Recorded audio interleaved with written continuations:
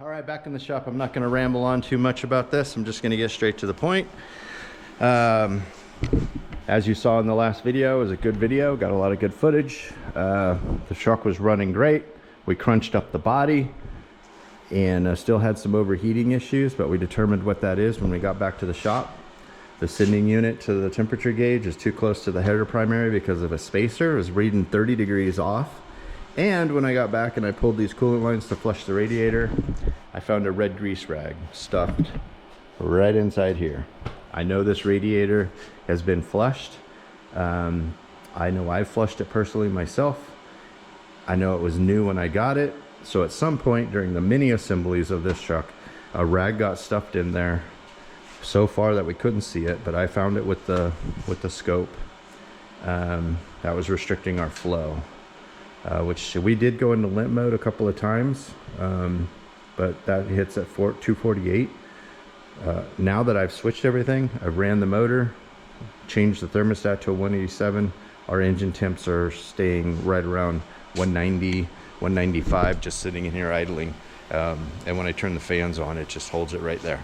So yeah, I'll get back to that in a second. But now we've got Brandon's truck in here, the 72.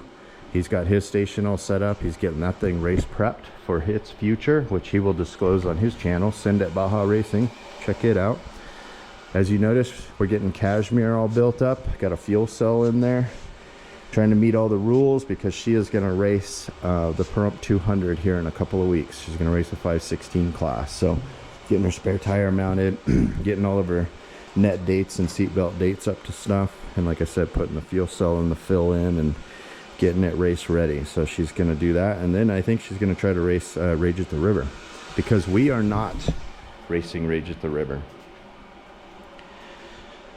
All this time learning how to build this and the upgrades that I've done to it, the new motor, we've come to a point to where I think we've met the limits of this truck and how much we want to keep investing into it.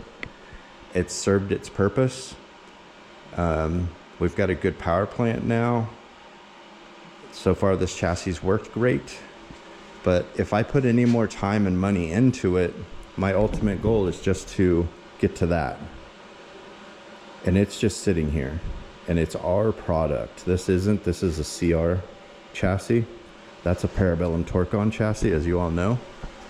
So we've decided to build this. I'm going to take everything that's usable from that and transport over to here. All the wiring is new, the dash, all that stuff will go right over to this. I have a new body that I'm going to go pick up. You'll see that. And yeah, we're just going to build this. We're going to build it. I'm going to give myself about 6 to 8 months to build it with Scott and Brandon's help and Julie's help. And we're going to get this thing built up. So it'll be a completely brand new truck. Vast improvements. Mine's a 3/4 size truck. That's a full size trophy truck. 40-inch tires, 6 on 6.5 trophy lug.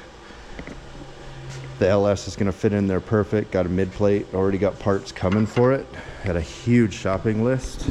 Tabs and bracketry all need to be done. Everything that I've learned from building our current truck is going to go into that, and it's just going to be much cleaner, all brand new. And yeah, that's what we're going to do. So the 2025 season, we're going to hit with the Parabellum Torque-On chassis. We can promote our own product, we can R&D it and get it out there. I mean, it doesn't make any sense anymore to build this up when ultimately that's what I'm trying to get to. And that's what we're going to do. So it's going to make a lot of great content, great videos. You'll be able to see, if you are interested in purchasing one of our chassis, you're going to see what it takes to build it and how we mount things, where they go, and all of that. So it'll be good content. That's where I'm at. Today I'm just going to keep working on Kashmir. I'm going to go get the new body for this. It's a Geyser Raptor body. Yeah, that's where we're at. So stay tuned.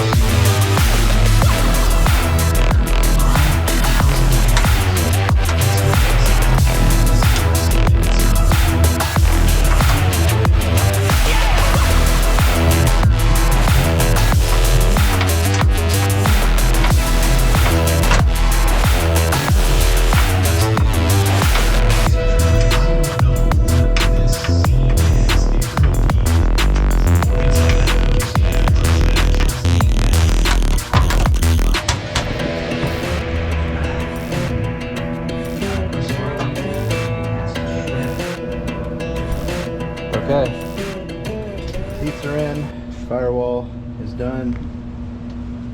I gotta paint that upper bar. Got the shifter in. You can see the center tunnel all covered up. You can see here the difference in the seating positions. That's where Julie needs to be so she can reach the pedals. And then that's where I have to be so I don't reach the roof. And then back there I'll get the helmet blower put in, get the window nets put in. Turned out pretty good. I'll do the spare tire tomorrow and the steering wheel. Firewall, it's all Zeused in.